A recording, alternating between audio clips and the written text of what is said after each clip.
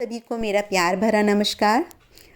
Friends, ये बिल्कुल सही है कि ज़िंदगी कब किसके साथ क्या मोड़ ले ले कुछ पता नहीं, क्योंकि जैसा कि हम सब जानते हैं कि उत्तरकाशी में सुरंग ढहने से वहाँ 41 मज़दूर उस सुरंग में फंस गए थे और कई दिनों से रेस्क्यू ऑपरेशन भी चलाया जा रहा था, पर सफलता मिलने में कितना वक्त लग जाएगा कुछ निश्चित तौर पर नहीं कहा जा रहा था, क्योंकि कुछ ना कुछ बीच में अड़चनें आ जाती थी जिससे सफलता के इतने पास पहुंचकर भी काम बीच में अटक जाता था।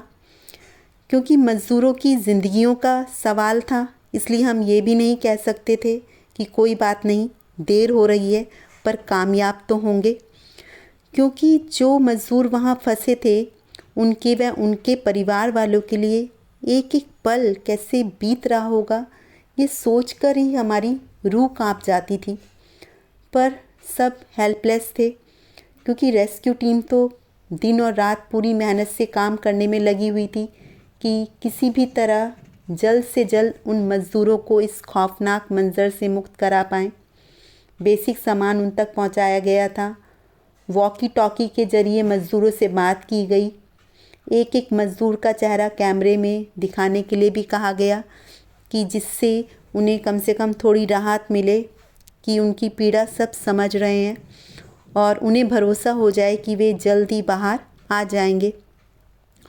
पर सच में उनके दर्द को कोई कैसे बयां कर सकता है। हम थोड़ी देर के लिए भी जब लिफ्ट में फंस जाते हैं तो कैसे बेचैन हो जाते हैं। सोचिए उन 41 मज़दूरों की पीड़ा।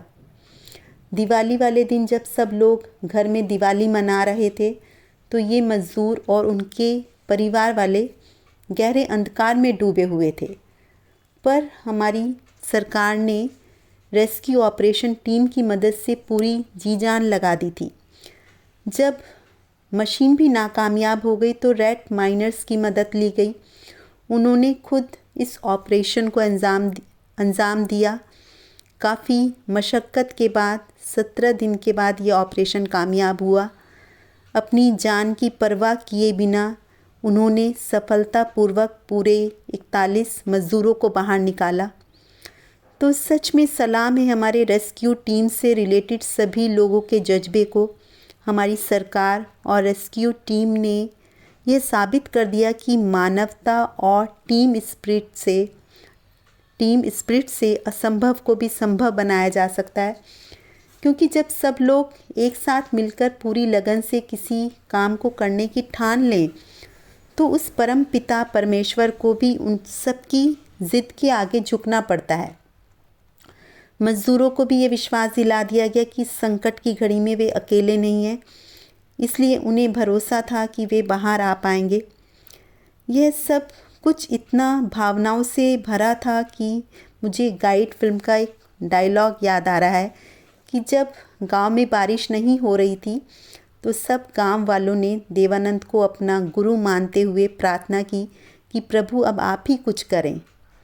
तब रिपोर्टर ने देवानंद से पूछा कि महाराज, क्या सच में बारिश होगी?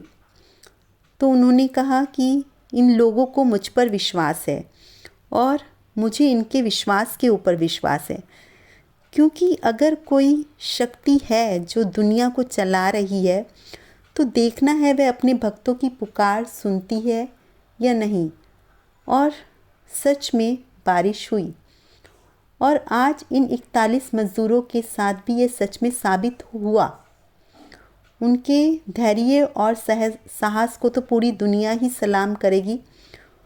उन्होंने भी पर अपनी रेस्क्यू टीम पर विश्वास बनाए रखा और इसी दृढ़ शक्ति की वजह से जब वे बाहर निकले तो उनकी मानसिक स्थिति सही थी और देखने में वे खुश लग रहे थे।